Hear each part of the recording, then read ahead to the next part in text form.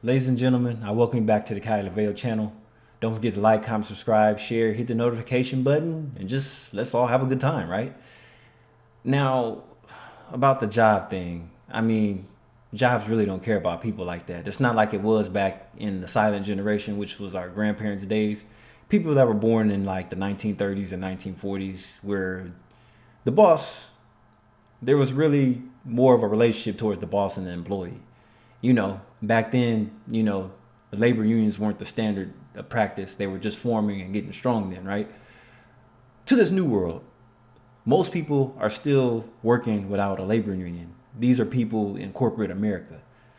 A lot of you get laid off in like emails and Zoom meetings, and then they laugh about it. It's like they don't even care about you. Yet you went out and bought this new truck, you done had a kid or two, you done financed a new mortgage, and then now you're figuring out how to pay for all this stuff. The good thing is a lot of you could go in and out within different companies of the IT sector depending on what you're doing. But a lot of times, how many times do you have to keep switching jobs? I'm seeing a lot of people switch jobs like between every 6 months. So when it comes to finding your perfect mate, and then the girl is just constantly obsessing and talking about her job title, I'm like, who cares? It's like a lot of these women, they obsess over job titles because they found their place to where they think that they're important at. They think that their jobs, they think they're the shit at their jobs, when in reality, these people aren't even really your friends when everything hits the fan. That's what you have to realize. Like a lot of these people you're not even going to talk to no more once the job comes crashing down and people find new employment and other places to work at. So really it's pointless to idolize these companies and these job titles. I'm talking about places like YouTube, Facebook, Google. They're under scrutiny all the time. Like it's just crazy. It's just crazy. Now, see, usually when the people are let go, a lot of times it's a smaller fish.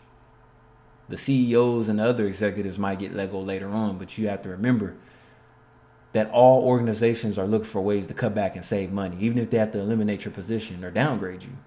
So what do you get out of obsessing over a job that doesn't really care about you? It's like, okay, you put in all this work, you have the skills, you went to school, you spent all this money and got into debt, when a lot of you still don't make enough money to support yourselves and live out on your own. It really sucks. I know that's just the state that we're in now, because a lot of us are spending over $2,000 a month just for a one-bedroom apartment, and it's like, wow, that's crazy. How do you get to enjoy having anything else when most of your money is going towards rent, and you only make about $70,000 to $80,000 a year if you're lucky? Keep in mind, the average person, depending on where you live at, the average person in America only makes between 40 to 50,000 a year annually, and that's before taxes. So really, you don't have any money if that's your wage range. It really sucks, but what can we do? It's a start, right? So after you finished school, you went to university, you went to Stanford, you got into all this debt, because a lot of us don't come from wealthy families. A small percentage of us do. Some of us are trust fund babies. Some of us don't even have to work after we went to school. We just went there to socialize. So if that's you, lucky you. You get to drive around in expensive BMWs, sports cars. You get to show out drift contests with your friends. Good for you. But like it goes back to finding your perfect mate. Women obsess off of job titles. Men don't. And it's like, I'd rather for you ask me how much money I make annually, which I'm not going to tell you that either. You're not supposed to tell people how much money you make. That's very private. And if the person isn't envisioning a future with you, you shouldn't tell her or him either. It's just cringe to me. So it's like, okay, are you after me for my job title? That tells me if something happened to me and I lost this job that paid this great amount of money and gave me all these opportunities and resources, you will pretty much up and leave me for somebody else that's higher up a different ladder. Yeah. It's crazy, right? But that's just where we are in the state that we're living now, versus in other countries that aren't first world. We don't obsess off of job titles. They just find a mate and just start a family, and they just think of ways to survive, versus here in America, it's what do you do for a living?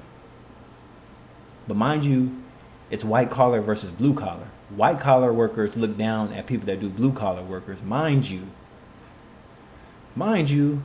the blue collar workers have more security, job security in their jobs. The white collar workers are more likely to lose their positions than blue collar workers, because most blue collar workers are, I wouldn't say manual labor workers, but they are pretty much service workers. And a lot of them are union. I'm talking about people that are electricians, people that work in construction, you know, engineers, architectural engineers, those type of people. We need those people.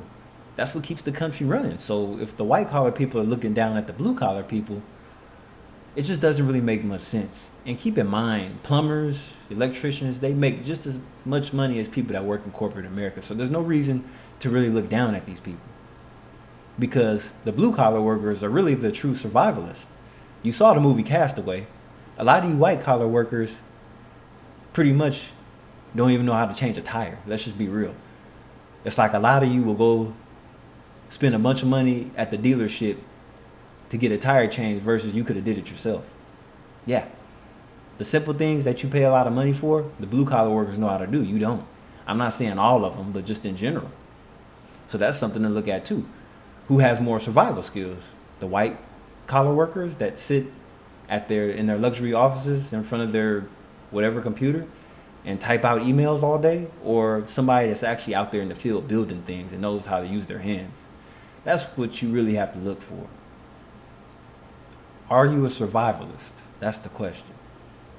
I'm not saying you have to be a genius, but that's just something to look for if you're looking down for what people do to make a living. They might enjoy their blue collar work. A job doesn't define anybody. They're just doing that to get by. That's the skill set or trade that they chose to get by in life that actually pays their bills. And with the obsession of entrepreneurship, some people start businesses aside from their job. So whatever you do for work to make a living is supposed to be a tool to help you create something on your own. Because a lot of the boomer generation, they just go to work and come home. They don't have anything else going on for themselves. You know, they work their 9 to 5, they come home, they sat in traffic 2 hours each way to and from work, so they're too tired to do anything else. And then these people have families, so they have to figure out what's for dinner. The weekends are only 2 days off, so that Saturday and Sunday off is not enough time to really do anything. The kids have sports, all that stuff. You guys are really busy, so that 9 to 5 pretty much takes over your whole life. It's who you are. And they tell you not to get too involved with your coworkers, but really your coworkers are your second family. You're going to spend a lot of time in the office and meetings with your colleagues than you are your significant other and your children. So that's why a lot of workplace romances happen too. And that's the worst places to meet people at, is on the job and in school. Well, in school would probably be better to meet somebody in school than versus on the job. But it's common because you spend a lot of time in those two places. So it's not much you can really do about that far as connections. But I will say this. It's better to date somebody that you met from a job rather than meeting somebody in bars and clubs. Those are probably the worst places to meet people. I mean, you have to remember, I say it's okay to date people on the job because a lot of you aren't going to be there long term anyway. A lot of you guys switch jobs every 6 months, so there's not going to be too much gossip, especially if you guys work in different departments and one of you guys decide to leave the company for a different company. So I say that's okay. But anyway, I'll keep this video short. This is Kyle Leveo. I'll be cooking up something next in the kitchen. Don't forget to like, comment, subscribe, hit the notification bell. I'll catch you on the next video. Peace.